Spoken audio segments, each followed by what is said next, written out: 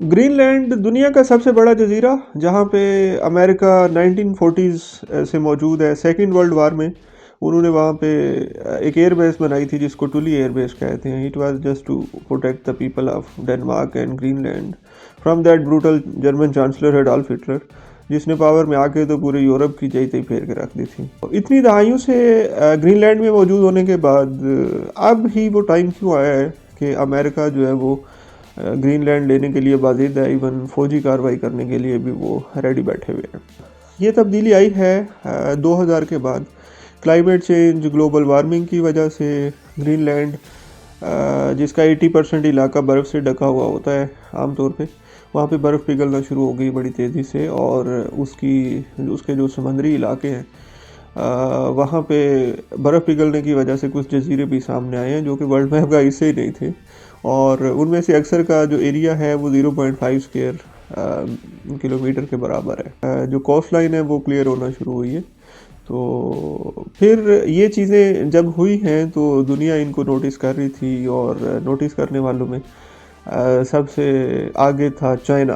तो चाइना जो है वो वहाँ पे पहुँचा अपनी मशीनें लेके। चाइना ने वहाँ पे इन्वेस्टमेंट्स करने का मंसूबा बनाया। लेकिन अमेरिका क्यों बाजिद है कि वो ग्रीनलैंड लेगा और ग्रीनलैंड पे कब्जा करेगा? तो अमेरिका की जो फॉरेन पॉलिसी है वो हमेशा स्ट्रेट इंटरेस्ट के गिर्द घूमती है। मतलब अगर आप ये कहें कि अमेरिका का जो रिलीजन है वो स्ट्रेट इंटरेस्ट है तो ये गलत नहीं होगा।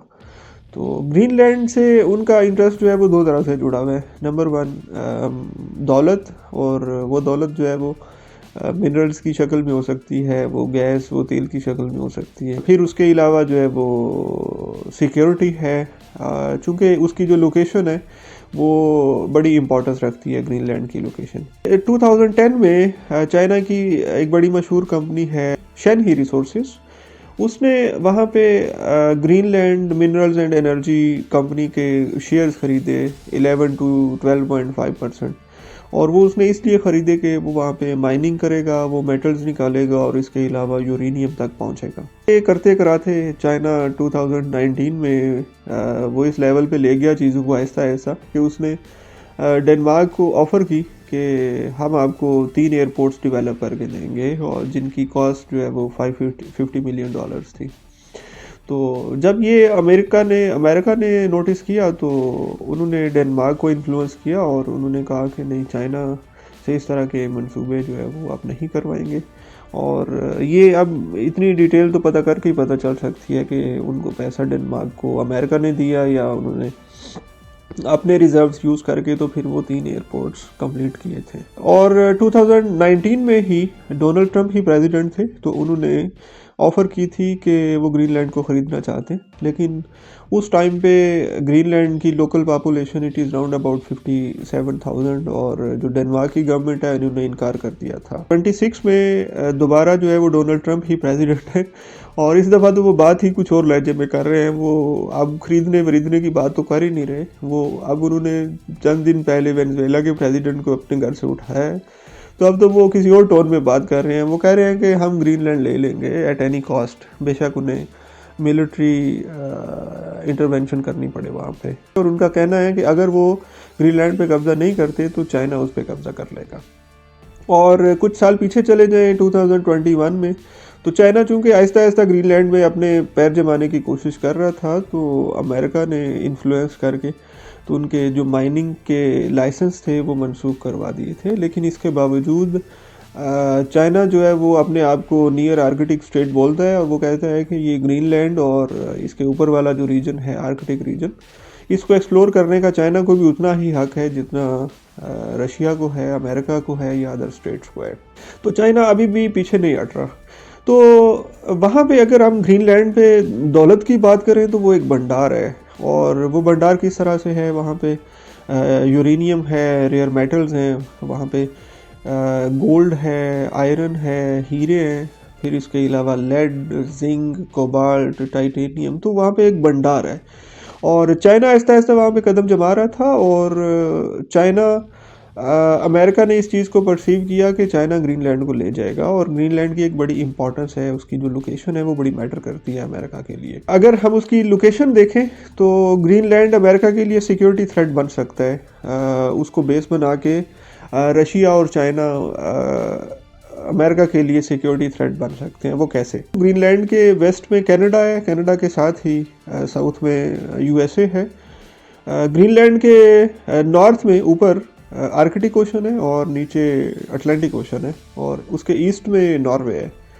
अब ये नॉर्वे के साथ ही आगे रशिया है, और रशिया को जैसे ये इंडिया को इंडियन ओशन सामने पड़ता है, इसी तरह से रशिया को भी सामने आर्कटिक ओशन पड़ता है। और आर्कटिक ओशन भी ग्लोबल वार्मिंग की वजह से वहाँ पर भी बर्फ़ पिघल रही है और नए रास्ते खुल रहे हैं, और फिर इसके अलावा वहाँ पे कुछ नए जजीरे भी सामने आ रहे हैं। रशिया के लिए वहाँ पे जाना बहुत इजी है, और रशिया वहाँ पे गया भी हुआ है, एक्सप्लोर भी कर रहा है, वहाँ पे गैस और तेल के ज़खायर ढूंढ रहा है। कहा जाता है कि दुनिया में 13% गैस और 30% क्रूड ऑयल जो है वो अभी तक डिस्कवर नहीं हुआ, और उसके ज़्यादातर हिस्से जो है वो आर्कटिक में मौजूद है। फिर रशिया को और क्या फ़ायदा हो रहा है कि बर्फ़ पिघलने से ट्रेड रूट्स ओपन होंगे, और यूरोप और रशिया के दरमियान ट्रेड जो है वो आसान हो जाएगी।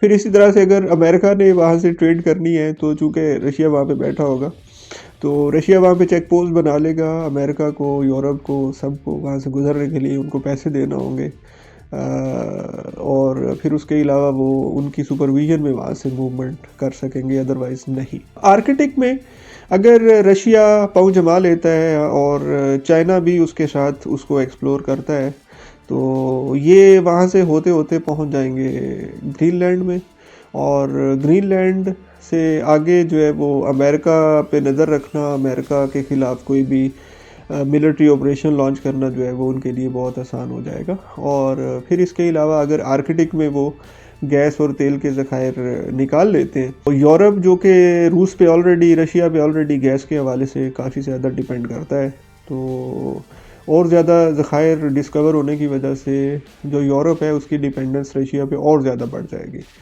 और फिर यूएसए इस चीज़ को परसीव कर रहा है कि अगर ये डिपेंडेंस बढ़ती है तो इसका मतलब है कि अमेरिका और यूरोप के दरमियान रशिया खड़ा हो जाएगा, और रशिया खड़ा होने का मतलब है कि वो साथ चाइना को भी खड़ा करेगा। यही वो वजह है कि अमेरिका ये चाहता है कि ग्रीनलैंड को हर तरह से, किसी भी तरह से जो है वो उस पर कब्ज़ा किया जाए, उसको परचेज़ किया जाए। जैसे उन्होंने अलास्का को रशिया से एक ज़माने में परचेज़ किया था, लुजियाना परचेज़ यूएस हिस्ट्री में बड़ी फेमस है, लेकिन ये परचेज से मामला हल नहीं हो रहा। तो वो इस नतीजे पे अब पहुंच रहे हैं आहिस्ता आहिस्ता कि उनको ये मिलिटरीली करना पड़ेगा, और अब उनका कॉन्फिडेंस भी बहुत हाई है अमेरिकन का इस टाइम पे। उन्होंने चंद दिन पहले वेनेजुएला के प्रेसिडेंट को उसके घर से उठाया है, और फिर इसी तरह से जो वहाँ से तेल ले जाने वाले चाइनीज़ थे या दूसरी स्टेट्स थी, तो उन्होंने उनको ब्लॉक कर दिया है। चूँकि चाइना, अमेरिका की जो फॉरेन पॉलिसी है उसमें 1823 वाला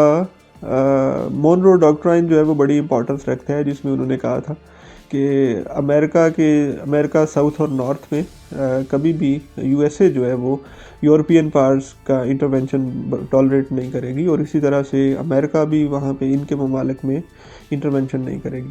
लेकिन ये यहाँ तक तो ठीक है कि अमेरिका अपने कॉन्टिनेंट्स में, साउथ और नॉर्थ में, चाइना को या रशिया को या यूरोप को इंटरवेन नहीं करने दे रहा, लेकिन उसका जो दूसरा हिस्सा है एट द सेम टाइम कि वो बाहर अपने इन दोनों कॉन्टिनेंट से वो भी इंटरवेन नहीं करेगा, इसको वो वायलेट कर रहा है, और ग्रीनलैंड पे वो कब्ज़ा करने के चक्कर में पूरे का पूरा यूरोप जो है वो इस टाइम पे अमेरिका के ख़िलाफ़ खड़ा है। लेकिन जैसे ही यूरोप ये बात करता है कि वो इनका रास्ता रोकेंगे, तो डोनाल्ड ट्रंप टैरिफ्स की एक जंग जो है वो खोल देते हैं, और जो यूरोप है वो ब्लैकमेल हो जाता है। ये कुछ चीज़ें हैं कुल मिला के। अगर हम बात करें कि ग्रीनलैंड की दो तरह से अमेरिका के लिए इम्पोर्टेंस है। नंबर 1 कि वहाँ पे जो दौलत है, जो मिनरल्स हैं, वो इम्पॉर्टेंट है अमेरिका के लिए, और फिर उससे भी ज़्यादा इम्पॉर्टेंट है कि अगर वो ग्रीनलैंड पे कब्ज़ा कर लेते हैं तो फिर वो यहाँ से आर्कटिक ओशन पे अपना हक जमा सकते हैं कि वो नियर आर्कटिक स्टेट हैं। अदरवाइज़ अमेरिका जो है वो आर्कटिक स्टेट वाला दावा नहीं कर सकता, और रशिया जो है वो दिन ब दिन आर्कटिक को एक्सप्लोर करने की तरफ चलता जा रहा है। वहाँ पे वो अपनी मिलिट्री बेसिस भी बना रहा है और फिर इसी तरह से गैस और तेल को भी ढूंढ रहा है। तो रशिया की मूवमेंट वहाँ पे बहुत तेज़ी से चल रही है। तो ये दो चीज़ें हैं जिनको देखते हुए अमेरिका को अब लग रहा है कि नहीं यार, ग्रीनलैंड पे कब्जा करना पड़ेगा, अदरवाइज काम नहीं चलेगा। देखें ये ऊंट किस करवट बैठता है। एक तरफ यूरोप है, चाइना और रशिया है, और दूसरी तरफ अमेरिका है।